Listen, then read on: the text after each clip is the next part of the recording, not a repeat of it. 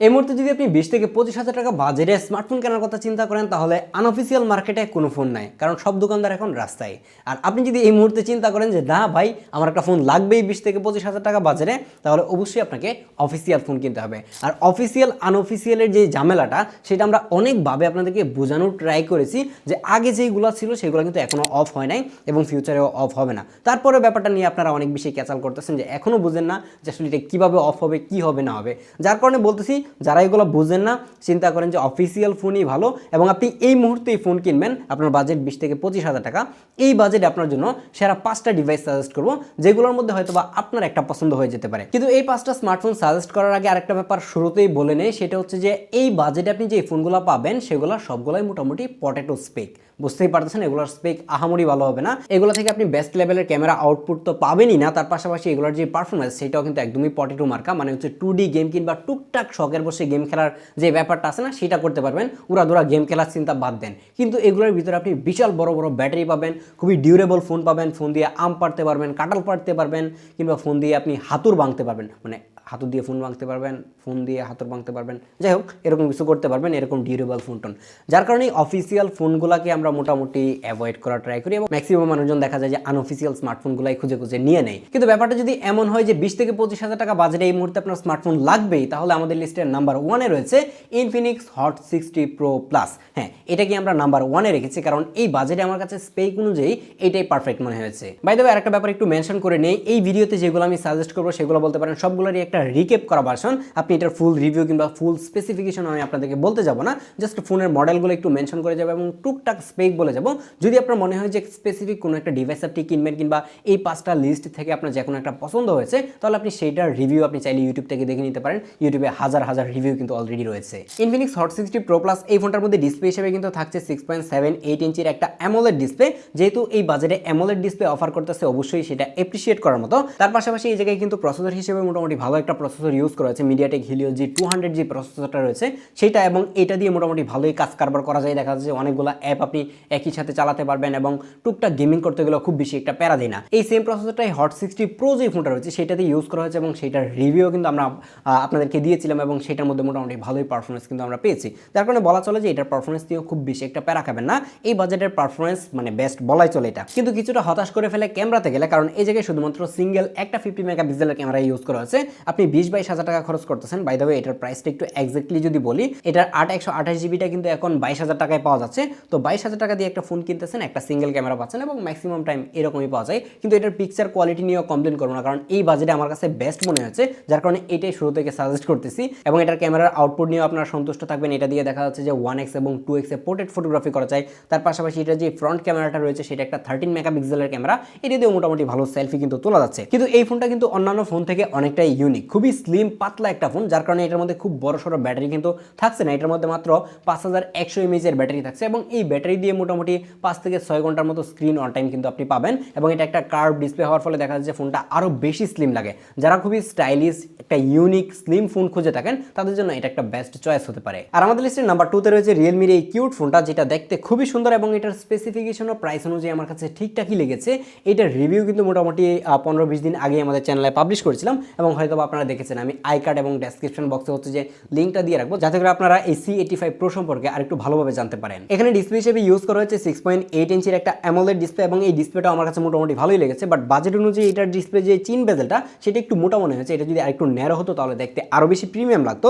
এবং এটার মধ্যে কিন্তু প্রসেসর হিসেবে ইউজ করা হয়েছে স্ন্যাপড্রাগন 685 যে প্রসেসরটা রয়েছে সেটা, যদিও কিনা এই প্রসেসর আবার হচ্ছে হিলিও G200 যেটা রয়েছে সেটার সাথে মোটামুটি ভালোভাবেই কম্পিট করতে পারে। যদিও কিনা 200 থেকে পারফরমেন্সের দিক দিয়ে কিছুটা পিছিয়ে থাকবে, বাট পিকচার আউটপুটের ক্ষেত্রে কিংবা লং টাইম ইউজেসের ক্ষেত্রে দেখা যাচ্ছে যে স্ন্যাপড্রাগনের প্রসেসরগুলো একটু বেটার হয়ে থাকে কিংবা কুলিং সিস্টেমগুলো একটু বেটার হয়, মানে একটু ওভারহিট কম করে। তো সেই জায়গায় ব্যালেন্সড একটা আউটপুট কিন্তু আপনি এই জায়গা থেকে পাবেন। আর এখানে কিন্তু সিঙ্গেল একটা 50 মেগাপিক্সেলের ক্যামেরা ইউজ করা হয়েছে এবং 8 মেগাপিক্সেলের একটা সেলফি ক্যামেরা ইউজ করেছে, যার কারণে এটা সেলফি নিয়ে আমি মোটামুটি হতাশই হয়েছিলাম। রিভিউতে আমি কিন্তু বলেছিলাম অলরেডি। বাট এটার ব্যাটারি ব্যাকআপ ভাই ইনসেন লেভেলের ছিল। এটার ব্যাটারি দিয়ে আপনি মোটামুটি 2 দিন কিংবা আড়াই দিন ব্যাটারি ব্যাকআপ পেয়ে যাবেন, কারণ হচ্ছে এটার মধ্যে 7000 mAh এর একটা সিলিকন কার্বনের ব্যাটারি ইউজ করা হচ্ছে। তার পাশাপাশি 45 ওয়াটের একটা ফাস্ট চার্জারও বক্সের মধ্যে পেয়ে যাবেন, যার কারণে ওভারঅল যে প্যাকেজটা মনে হচ্ছে সেটা আমার কাছে মনে হচ্ছে যে 20 থেকে 21,000 কিংবা 22,000 টাকা প্রাইস রেঞ্জে পারফেক্ট। আমাদের লিস্টে নাম্বার 3-তে রয়েছে এই বাজারের সব থেকে এক্সপেন্সিভ স্মার্টফোন, যেটা একদমই পাক্কা 25,000 টাকা দাম, সেটা হচ্ছে টেকনোর একটা ফোন, হ্যাঁ বুঝতেই পারতেছেন যে কোনটার কথা বলছিলাম, টেকনো স্পার্ক 40 প্রো প্লাস, যেটা কিনা একদম বরাবর কম্পিট করছিল হচ্ছে ইনফিনিক্স হট 60 প্রো প্লাসের সাথে। বাট এটা কিন্তু কিছু ক্ষেত্রে এগিয়ে আছে, দেখা যাচ্ছে যে এটার ডিজাইনটা অনেকের কাছেই ভালো লাগতে পারে। এই জায়গায় কিন্তু ডিসপ্লে হিসেবে সেম একটা ডিসপ্লে ইউজ করা হচ্ছে 6.78 ইঞ্চির একটা অ্যামোলেড ডিসপ্লে, যেই ডিসপ্লের পিক ব্রাইটনেসও কিন্তু অনেক বেশি 4500 নিটস। বাট চাইনিজ কোম্পানিগুলো এরকম মানে নিটস নাম্বারের দিক দিয়ে এগিয়ে গেলেও রিয়েল লাইফে দেখা যায় যে খুব বেশি একটা কিন্তু তাদের মানে দম থাকে না, আউটডোরে গেলে একদম মানে শুয়ে যায় এরকম একটা অবস্থা। তো এইগুলোর নাম্বার দেখে লাভ নেই, রিয়েল লাইফে কতটুকু ভালো পাওয়া যায় সেগুলো যদি আপনি একটা রিভিউ দেখেন তাহলে আই থিঙ্ক বুঝতে পারবেন। যদিও কিনা অফিসিয়াল স্মার্টফোনগুলোর রিভিউ কেমন হয় বুঝতেই পারতেছেন, যাই হোক সেই কথাই না যায়।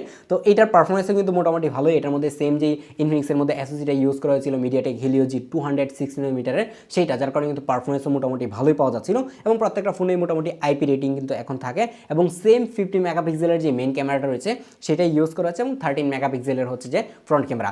ইনফিনিক্স আর হচ্ছে যে টেকনো এবং আইটেল ওরা তিনজনই ভাই বোন বলতে পারেন। তো ওদের স্পেকও সেম, পারফরমেন্সও সেম, ওয়েস্টও মোটামুটি সেম থাকে, জাস্ট খালি ওদের নাম আলাদা থাকে, মানে যমজ ভাই বোন বলতে পারেন। তো এটাও কিন্তু সেম অবস্থা। যদি আপনার কাছে মনে হয় যে টেকনোর ডিজাইনটাকে স্কিপ করে আপনার ইনফিনিক্সের ডিজাইন ভালো লাগে, আমি অবশ্যই সাজেস্ট করবো যে আপনি মানে 2-3 হাজার টাকা কম দিয়ে ইনফিনিক্সের সেই ডিভাইসটা কেনার জন্য। আর এখানেও কিন্তু ব্যাটারি হিসেবে 5200 mAh একটা ব্যাটারি ইউজ করা হচ্ছে, বাট আলটিমেটলি ব্যাটারি ব্যাকআপ ঘুরে ফিরে সেই ইনফিনিক্স হট 60 প্রো প্লাসের মতোই কিন্তু আপনি পাবেন। দেন আমাদের লিস্টে নাম্বার 4 এ রয়েছে অনরের একটা ফোন, যেটারও রিভিউ কিন্তু আমরা অনেকদিন আগেই পাবলিশ করেছিলাম, সেটা হচ্ছে অনর X7D, যেটাও খুবই ভালো একটা ফোন। বাট এটার ডিসপ্লে নিয়ে আমার একটু কমপ্লেন আছে। এই জায়গায় আপনি ডিসপ্লে হিসেবে কিন্তু পাচ্ছেন 6.77 ইঞ্চির একটা ডিসপ্লে, বাট এই ডিসপ্লেটা একটা টিএফটি এলসিডি প্যানেল।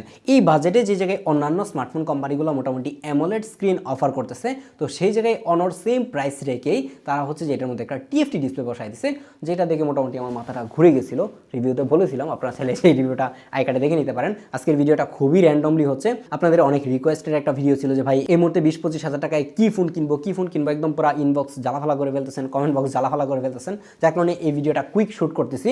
তো এটা যদি আপনি চান তাহলে এই বাজেটে কিনতে পারেন, বাট এটার পারফরমেন্স কিন্তু খুবই ভালো। এই জায়গায় স্ন্যাপড্রাগন 6S Gen 3 যে এসওসিটা রয়েছে সেটা ইউজ করা হচ্ছে, যার কারণে কিন্তু পারফরমেন্স খুবই ভালো পাওয়া যাচ্ছিল অন্যান্য যে কম্পিটিটরগুলো রয়েছে সেগুলোর তুলনায়। এবং এটার ব্যাটারি ব্যাকআপ এবং ক্যামেরাও কিন্তু ভালো ছিল। এই জায়গায় সেম 50 মেগাপিক্সেলের ক্যামেরা ইউজ করা হচ্ছে, বাট আলটিমেটলি যে আউটপুটটা সেটা কিন্তু ভালো পাচ্ছিলাম। এটাতে যেহেতু 6500 mAh এর ব্যাটারি ইউজ করা হচ্ছে, যার কারণে মোটামুটি 1.5 দিনের মতো ব্যাটারি ব্যাকআপ কিন্তু আপনি এটা থেকে পাবেন। আমাদের লিস্টে নাম্বার 5 এ রয়েছে Oppo A6, যেটা কিছুদিন আগে বাংলাদেশ মার্কেটে অফিসিয়ালি রিলিজ হয়েছে। এই জায়গায় কিন্তু আপনি ডিসপ্লে হিসেবে পাচ্ছেন 6.75 ইঞ্চির একটা এলসিডি প্যানেল। হ্যাঁ, এই অনরের ফোন এবং ওপ্পোর এই দুইটা ফোন কিন্তু এলসিডি প্যানেল অফার করতেছে। আগে যেগুলো সাজেস্ট করছি সেগুলো কিন্তু মোটামুটি অ্যামোলেড ডিসপ্লে অফার করতেছে, এবং এই কারণে এই দুইটা ডিভাইসকে আমি একদমই শেষের দিকে রেখেছি। যদি আপনার কাছে মনে হয় যে না এগুলো আপনি কিনবেন তাহলেও কিনতে পারেন ভালো, বাট ডিসপ্লের দিক দিয়ে আপনাকে কিন্তু কিছুটা স্যাক্রিফাইস করা লাগছে। ওপ্পো A6 এর মধ্যে কিন্তু এসওসি হিসেবে ইউজ করা হয়েছে স্ন্যাপড্রাগন 685 যে এসওসিটা রয়েছে সেম এসওসিটাই, এবং এটার পারফরমেন্স কেমন সেটা সবাই জানেন।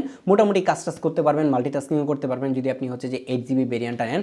আর আপনি যদি গেমিং করতে চান তাহলে টুকটাক শখের বসে গেম খেলতে পারবেন, বাট প্রফেশনালি গেমিং করা কিংবা একদমই হার্ডকোর গেমার যারা রয়েছেন তাদের কাছে গেলে আবার ফোন আসার দিয়ে ভেঙে ফেলতে ইচ্ছে করবে। তো ওই কাজ কিন্তু ভাই করেন না, কারণ হচ্ছে এটা অফিসিয়াল ফোন, এটা NEIR এর ট্যাক্স দেয়া ফোন। হ্যাঁ, এটা আপনাকে মানতে হবে যে এটা ট্যাক্স দেয়া ফোন। এগুলো নিয়ে যতই ফান করি না কেন আলটিমেটলি আসলে তারা কাজ করে ফেলছে, এবং বাংলাদেশে অফিসিয়াল ফোনই এখন চলবে, আনঅফিসিয়ালগুলো মোটামুটি গায়েব বলতে পারেন। কিন্তু Oppo A6 এর ভালো ব্যাপার হচ্ছে যে এইটার মধ্যে 7000 mAh এর একটা বিশাল ব্যাটারি দেওয়া হয়েছে, যে ব্যাটারি দিয়ে আপনি অনেক লম্বা সময় ব্যাটারি ব্যাকআপ পাবেন। রিভার্স চার্জ সিস্টেম রয়েছে, এবং বক্সের মধ্যে মেবি 45 ওয়াটের চার্জারও থাকতে পারে। তো আপনার কাছে যদি Oppo A6টা ভালো লাগে তাহলে নিতে পারেন। এখন যদি আপনি আমাকে বলেন যে এই পাঁচটার মধ্যে কোনটা নিব, তাহলে আমি বলবো যে আপনি ইনফিনিক্স হট 60 প্রো প্লাস যে ফোনটা রয়েছে সেটা একবার ট্রাই করতে পারেন।